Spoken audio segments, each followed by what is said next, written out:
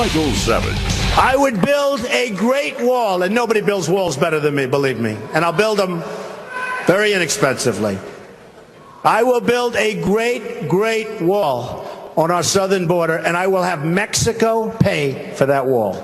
Mark my words. Well, I'm all in on Donald Trump. I know many of you are buying the hook, line, and sinker line that he's not in it seriously. I'm taking him seriously. And I have to say to you that I'm very honored to tell you that Mr. Donald Trump's idea to build a wall with Mexico came directly from the Savage Manifesto on Borders, Language, and Culture, found in my book, Trickle Up Poverty, where it was clause number 2 of my contract with America, the Savage Manifesto, where I said close the borders, use illegal aliens to build a wall between the United States and Mexico, have Sheriff Joe Arpaio oversee the project, pay the illegals for their labor in the form of a one-time worker fee, upon finishing, repatriate them. So thank you very much, Donald Trump. I'm glad that you are at number 2. Number 1 was English only. I'm going to ask Mr. Trump if he would make English the official language of the United States and require all who immigrate to our country to begin immediately to learn English as part of the requirement to qualify for the privilege of American citizenship.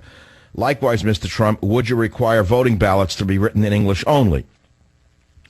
Welcome to the Savage Nation. Topic number 1 is Donald Trump running. Would you vote for him? Yes or no? Why or why not?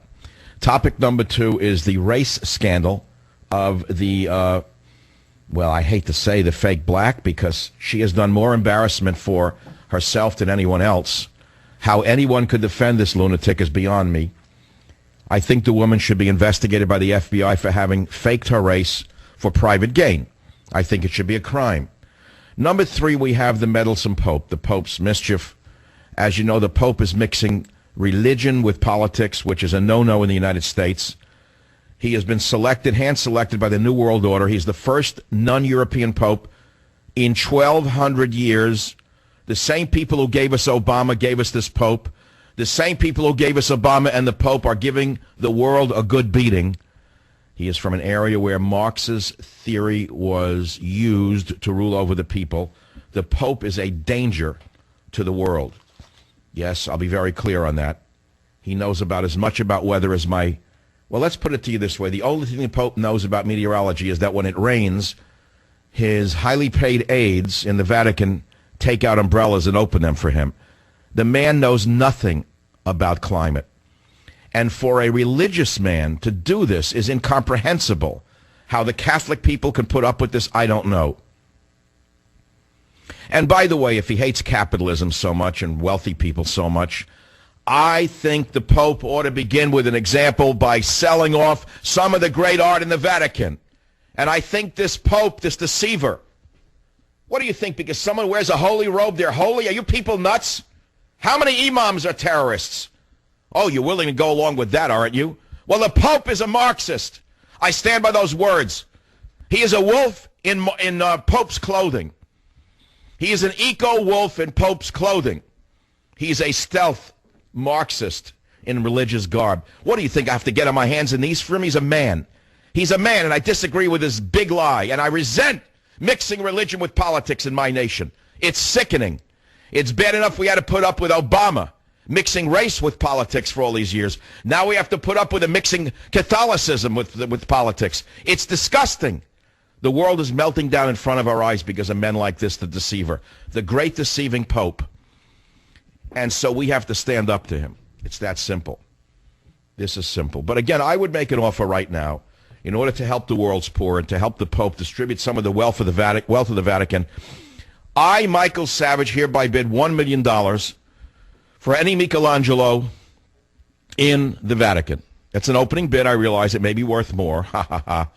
I'll put up $1 million for any one of the Michelangelos in the Vatican. I'll even go a step further. I'll put up $5 million if they'll sell me the Sistine Chapel and transport it to San Francisco. I mean, I know it may be worth more, but think of all of the poor that could be fed with that $5 million, Mr. Pope. Why don't you put your money where your mouth is, and why don't you show the people you're not a stooge of the radical left? What a disgrace this world has become, that you would sit there idly and go in those pews and throw money into those pots. Pew on it. Pew on it. It stinks to high heaven. And I don't give a damn what he wears. I don't care what mumbo-jumbo he uses. It's disgusting to mix politics with religion like this in my country. Secondly, the man sounds like the false prophet in Revelation. He sounds just like the false prophet in Revelation. An ecumenical spiritual figure directing mankind to worship the Antichrist. The man is a false prophet. How could you buy this garbage? How in the world can you buy this? The world is cooling off. And the man is pushing this to attack capitalism? This is unbelievable to me. We're living in global tyranny right now. We are living in global tyranny where the big lie is told over and over again, and there's almost no one to stand up to the big liars. But let's go back to the main topic. Donald Trump, I'd vote for him. He'll be on the show eventually, not today, maybe another day. But I want to say again that I'm having a big effect on the thinking of Donald Trump, in my opinion. I think his advisors got that right out of my book. I wish he'd get some of the others, like defend the borders. I'm sure he'll do that. Defund and repeal Obamacare. Reduce the size and scope of government by cutting all federal departments except defense by 4% each year, for a total of 16% cuts in all federal departments over 4 years.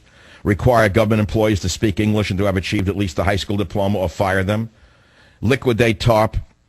Oil for illegals.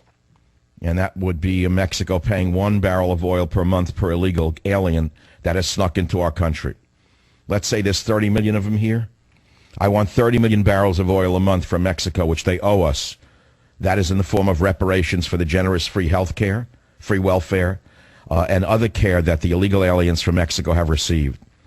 Mr. Trump, would you strike down the anchor babies law, eliminating the loophole in our national law which encourages illegal immigrants to enter the country for the purpose of dumping anchor babies who become instant U.S. citizens? Mr. Trump, would you export jailed illegal aliens, overcrowded with almost 2.5 million inmates? 29% are illegal aliens. I'm sorry, of the 2.5 million inmates in our prisons, about 29% are illegal aliens. They don't even belong here, yet we're paying an average of $29,000 a year to house, feed, clothe, and entertain them. Would he deport them? Would he use profiling to prevent terror attacks? Will he name the enemy as radical Islam? Those are just some of the beginning questions I would raise. They're all in my previous bestseller, Trickle Up Poverty. I'm glad it's had its effect. Would you vote for him? Yes or no? Yes or no? Let's take some calls on this, because I think the next call is going to lay out the groundwork for something here. And by the way, there's 3 different topics right now: Trump, the race scandal, and the Pope's mischief. Those are the 3 topics. 3 topics. WBAP in Dallas. Jeff, thanks for making the show so big in your city. What's on your mind?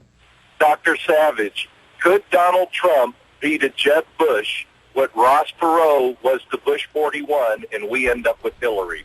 Now, that is a very important question, and although I respect Donald Trump, and I have to disclose that I am a member of the Mar-a-Lago Club, it would be unfair for me not to say that, and I go there about once a year. On occasion, I run into Donald, and I find him extremely charming. But this is a very serious issue, because when Ross Perot ran, I was the only one in radio, and I have the tape to prove it, to state on the air that he was running to undermine the Republican candidate to make certain that the Democrat won. Do you remember that? Yes, I do, very well. And I remember distinctly saying that because I saw it from a mile away, and people said, well, why would Ross Perot have done that? It was simple. People didn't know that Ross Perot had a very big company that processed the welfare checks, if I remember correctly. His company, a data processing company, I think it was EDS, if my memory doesn't fail me. Is it EDS? He owned EDS, huge data processing company that had a contract with the federal government to print the welfare checks in America. So why would it not have been in his interest to elect a Democrat? That's what I said on the radio. I don't know if anybody remembers that. I saw right through Ross Perot. Oh, I was taken in by his down-home charm. Why, when I get under that hood, I'll fix that engine that's sputtering. I'll put in a new fan belt. I'll make sure those ports and plugs are new. Why, I'll make the car of America run better. Now, who wouldn't have loved that con, right? exactly, and that's what scares me about Donald Trump. He has a lot of great ideas, But if he were to run as a independent instead of a Republican, then we could have the same scenario and we end up with another Clinton. Well, I pray to God that he's not that cynical. But given the world that we live in, there is no way to know that at this time, is there? No, there's not. That is the absolute truth. So the giveaway on this, and I'm glad that you called on this, because the Ross Perot analogy is quite apt. The way to view this is that if he declares as a Republican, we'll say he's not doing it as a spoiler. If he declares as an independent, we'll say he is doing it as a spoiler, right? Exactly. If he declares as a Republican, then it's not a spoiler scenario, unless he doesn't win the primary and then decides to run as an independent, and then we don't know for sure. How many times have I said that as a popular talk show host, I could suck 12% of the vote out of the Republican Party if I declared? Didn't I say that? My estimate is 12 to 15% of the people would gladly vote for a nationalist candidate such as Michael Savage. But I said if I did it, all I would do was guarantee a Hillary election. So you're saying the same thing applies here? Yes, Donald Trump could maybe even unintentionally be the spoiler that puts Hillary into the office. He's a brilliant... Let's do this. If Mr. Trump agrees to come on my show, I will directly ask him that. I'll say people are concerned about it, and I think you need to clear the air on this. How can you assure them that you are not running in a Ross Perot spoiler manner? I would say it directly. He's a direct man. I, Michael Savage, am a direct man. He does not mince words. I would like to see his answer to that. I would too, and I hope you do that, because the millions and millions of listeners who listen to you and believe in you want to know that scenario and what he's really up to. My friend, you are right. By the way, are you a father by any chance? Yes, I am. 2 wonderful boys. Well, God bless the fathers of America, and we all have a holiday for men coming up very soon on the 23rd. And I'm sending you my novel, Countdown to Mecca, as my Father's Day gift to you for Father's Day, so stay on the line. Everyone who gets on this show today and tomorrow, right through Father's Day, will get a free copy of my best-selling novel, Countdown to Mecca.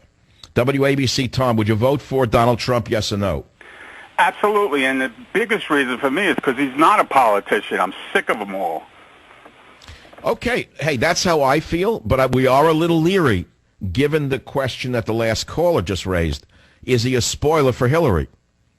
I don't see it that way. I don't see he's a different party. No, listen, I get it. I hope you're right. I like Donald. I want him to run. I think he can kick you-know-what. And I can guarantee you that if he really does run, he'll win. I don't care what the snide people in the media are saying. They're all snickering at him. This man could buy and sell them like toe dust. I look at these smiling women on CNN and MSNBC like it's a joke. He could get rid of it like dandruff between his toes. That's what they are to me. I look at them. I laugh at them. They're nothing. They're dust between the toes of a man cleaning his feet out. And this man, they're laughing at him. He could buy and sell their network. And this leads to another point that I'd like to make. That's something the media won't tell you. Oh, he's a very rich man. And guess what? Most poor people would rather trust a rich man in office than a poor man. Do you agree with me on that? Of course, because he's successful. Bingo. Right. Most poor people would vote for a rich man. They don't want to vote for a dirtbag like that other one, Sanders. That fraud from Union Square on a soapbox. They don't want a commie running for office. They're not going to vote for him. They know the guy couldn't run a souvlaki stand. If you gave Bernie Sanders a souvlaki stand to run, he'd wind up broke in 3 days. He would lose the permit from the city to sell a souvlaki, or somebody would sell him spoiled souvlaki. That's what you get from a communist running a business. No, I say that Donald Trump being a very successful, rich billionaire is a real calling card in a country that's dying for a businessman. And by the way, having said that, boy, I'm running short on time because this is an exciting topic. The last point that I made, I'm not even selling the book. It's way past its lifespan, Trickle Up Poverty. But, when ideas last, I have to say that I'm very proud to say my last point in this book, in my manifesto, number 37, run the country like a business, not an empire. How's that? I'll be right back.